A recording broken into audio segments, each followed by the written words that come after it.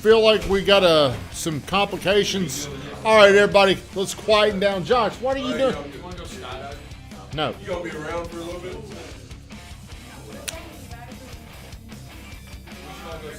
For what? Man, I look little up here. I ain't doing that. I ain't jumping. Why ain't you up here in the front row, Josh? Over there. Thank you, Noah. Damn. It's a happy Wednesday. I'm late. I haven't been on the morning grind in over almost a week now because I've been out of town. It is so good to be back with everybody. If you do me a favor, before I get started, like, comment, and share the stream. As always, before we start the show, we start with 60 seconds. Sometimes it goes a little bit longer, but 60 seconds of gratitude to force ourselves out of negativity into something thankful. Whom here would like to say what they're thankful for? I'm going to go with Jake. Jake, what are you thankful for? I'm thankful for my little sisters. Oh, why are you thankful for them? Because they just, they'll send me things in the morning like encouragement. What did they say today? You can do it. Great day. You can do it. Yeah. What time did they send it to you? 7:30 on the dot. Did that mean anything to you? Yeah. The same old shit every single day. It's still. It's different every single day. It still just says something. But today was like, have a great day, good morning, something to that. Do I ever do that for you? No. No. How do I treat you? You can be honest. Don't drink it. Am I an encourager or a... You're an encourager, but you do it in a different manner. I think you're the best encourager there is. Thank you, Noah. Thanks, ass. Austin, what are you thankful for? I feel like shit. I feel better today. I'm pretty down the last couple days. Good. We're glad you're back. We thought he quit. I thought he was making up some. I thought Austin was already making up some bullshit. I seen Home Depot and I thought he was working. Yeah, in an outfit like a Home Depot shirt on. But see, every day you should find a way to be thankful because I enough. got something to think about. Let's hear. Weatherman's got something. My mother-in-law is 78 today. 78 years old today. And runs around like she's 22. And you went and got her something from the... I did. I went and got her another birthday present this morning. So. Are you going to do a little work for her over there? Hang a light or do anything? Yep, unfortunately. I will. Or she'll tell me how to do it. And but, I have to do it. But, you know, Weatherman is one of our more positive people. I was with a guy that's very successful this past week, but we're very similar. That we are both negative. Like, I can get to negative quicker than anybody. My wife hates that. Like, how quick I can go from a okay to a bad, it's just like that, to a negative controlled mind. I forgot what Bert called it. I wish my wife was on here, but it was called, God, I need to put this out there. I need to call her. Let me see if I can get her on the phone because this really describes me and my state. Let's see if she'll answer. Hayden, thank you for getting on here. You know, thinking negative and speaking negative. Yeah. Makes you sick more. It makes people around you sick. Yeah. It is a sickness. Are you watching? It's like COVID. Yeah, but something about catastrophizing. Yeah, I do catastrophize, but it was some kind of like you're addicted to negativity. I forgot what he called that. You're sick. Yeah, I can't All right. Well, I'll talk to you in a minute. I love you. Bye.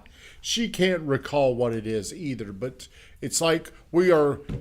Saban's just like this too. It's almost like a lot of coaches have this where they can predict the bad things that are going to happen. So they're talking about preventing bad things, but it's negative. So I was talking to this guy there named John Wetmore, and he said something that I've gotten better at. He said he got better at it. I'm like, are you still negative? He's like, yeah, I'm negative, but at least now I've got the awareness to see it and stop it.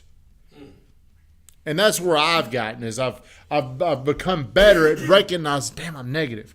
And the reason why you got to stop being negative is because, like what Weatherman says, when you're negative, you create more bad shit. Do you know what I'm saying?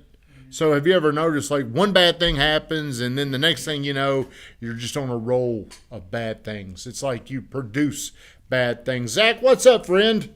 I see you in there.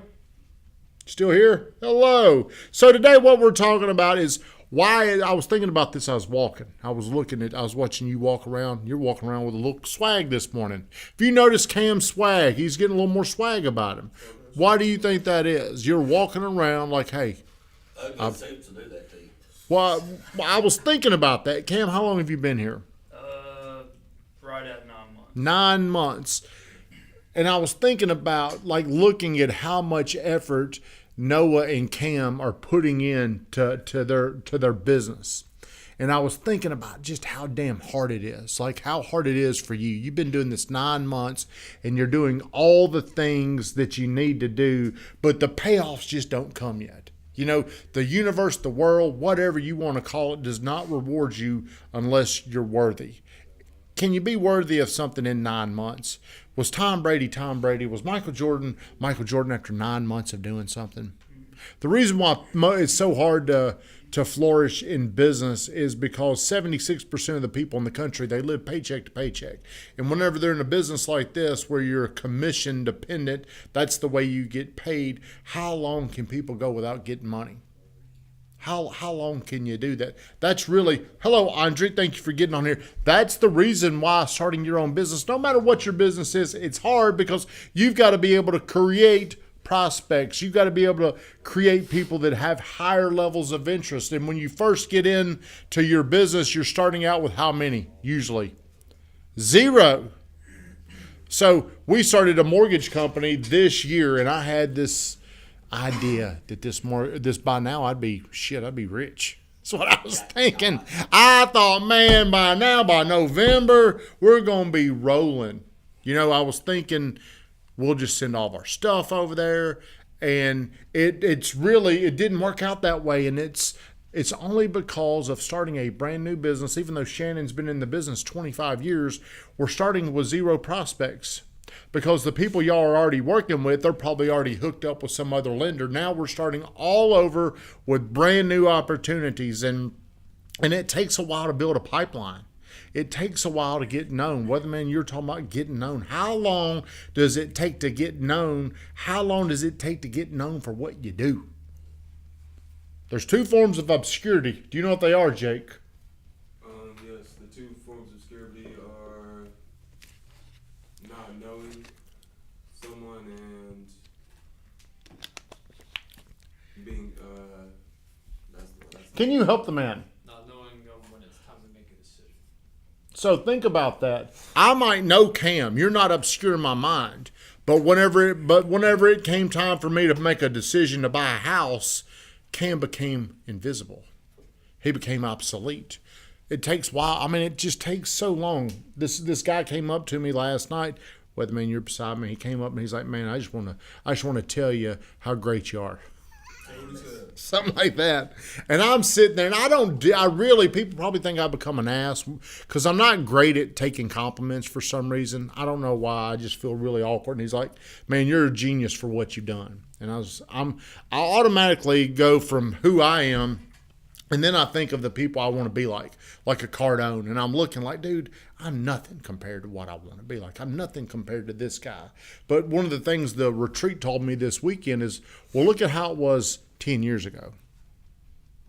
Nobody knew me. If they knew me, they damn sure didn't want to be around me. They damn sure didn't think I was going anywhere. They damn sure didn't think I had anything to offer. But it's taken me like 10 years to get to where I'm at. And there's a lot of people that want to be around me because of what I've done. And I need to think about that, and I need to be more appreciative of that. But it took 10 years. It took 10 years after living with my mom for 4 or 5 years to start getting on my feet, to start building the discipline, to start doing the things that I needed to get onto the path where I thought I should be going. It's so hard for most people to fight through this. How long? See, we grew up very middle class. I grew up without a lot of money. So it's been easy for me to withstand not having money. I've got this big dream. I've got this big vision. I've got something really, really big I want to accomplish. In the meantime, I can go without money. A lot of people, they can't go without being comfortable. Like if my wife were to come in there and look at right now at our accounts, Van, how often do you get nervous looking at that money in there? It is, but see, I've conditioned myself to say, you know what, we're going to get through this because the future is more important. But most people, they sell their dream. They sell their dream to a salary. They've got this dream. I want to do this. And with this, we've talked about this. You've got an opportunity. You could sell your opportunity. You could sell it and go back to that trucking company with a guaranteed a guaranteed paycheck, right? What keeps you from doing that? See, you got to look at things. You got to think about this. It's everything that you want is a year. It's 3 years. It's 5 years ahead of you. Most people give up. They sell out after about 2 months. And I was thinking about you. Like this year's hard. You've gotten into it, and it really started getting hard in this business around. I think it started changing early this year. I saw it coming. I was like, damn, man, this ain't gonna be the same. The rates went up. See, I mean, the year before you got into the business, it was hard because there's no inventory. Did you say at one time there's like 200 houses in our market? 200 houses on the market. That's hard. 2,500 agents. That's insane. It's hard. Now, we're moving to a point to where it's going to become more balanced. It's going to get easier. How long can you move forward without money? Because everything that you want is going to come with a sacrifice of not having it. But the thing you're going to want the most is your money. My wife says success doesn't happen without taking risks. Drew says I ain't getting back in the attic. Hey, I got a question. So, in your opinion, how important is it for your skill set moving into a balanced market? You know, it's funny you talk about that because I'm going to talk about this as soon as we get off. Because you got two things. You got your skill set and you've got your work ethic. If you could improve one of them, which one would you rather improve? Skill set. That's right.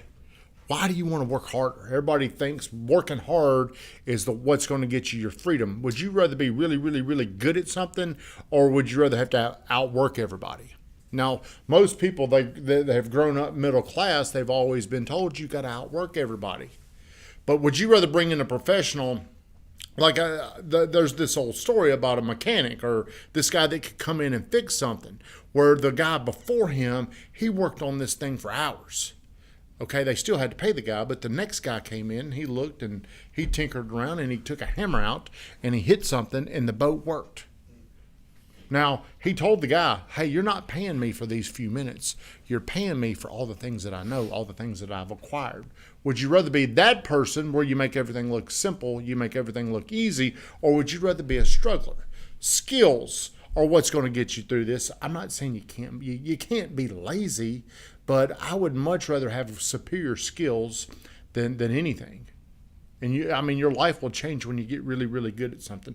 I'm going to talk about that. Shut us down, Vingrattin.